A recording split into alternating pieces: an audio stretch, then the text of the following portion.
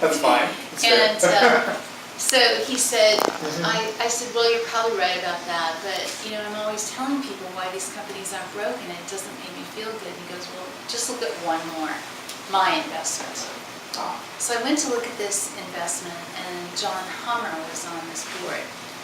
And it was, to make a long story short, I went to visit the company, and they had about 20 customers, but all the customers' installations were blowing up.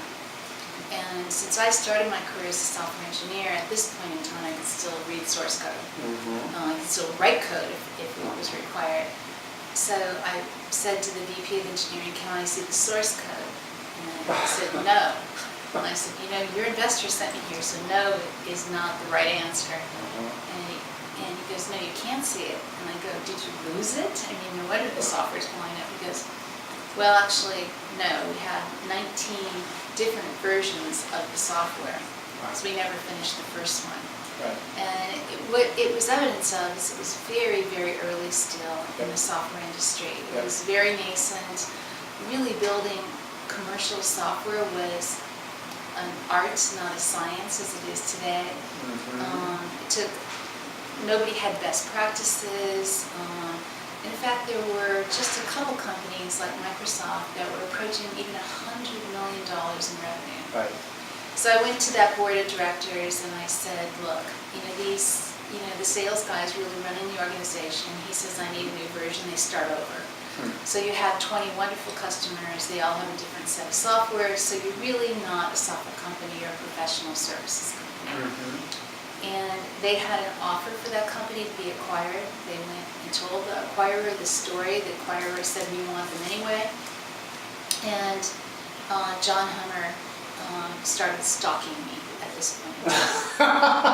In their best sense of the word. Yeah, and John's 6'10", I'm 5'2".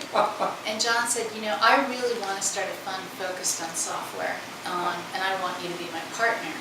What do you say? I said, what I say is no way. I said, this venture stuff is crazy. I said, I've looked at 30 companies now. They're all kind of broken. I don't know why you want to be a venture capitalist. And, I'm just going to take a little time off here, a year or so, do some projects for people, and then maybe start another company. I know it's hard to build companies, but wow, what you do seems even crazy. And he was relentless. For about a year and a half, everywhere I went, John Hummer was stalking me. Someone 6'10" and you're 5'2" is around. Right, you notice. And so finally he found out what the gestalt of me was. He said, look, if I do this with someone else, it'll be the first venture firm focused on software, and you won't be part of it. I thought, that's interesting. So he laid down the competitive gauntlet versus do you want to be a venture capitalist? Right.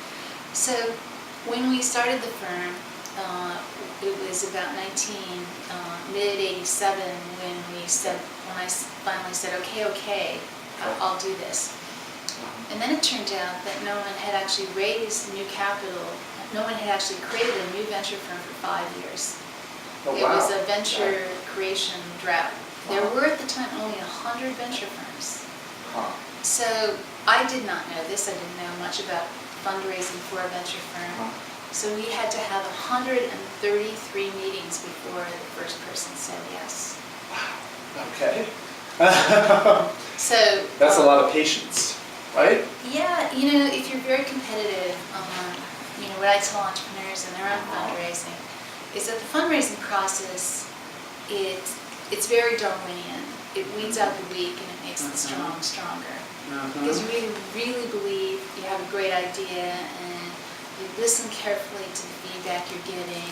You figure out where your supporters are in the marketplace, and it may take some time, but if it's worth it, you will find the money for your venture.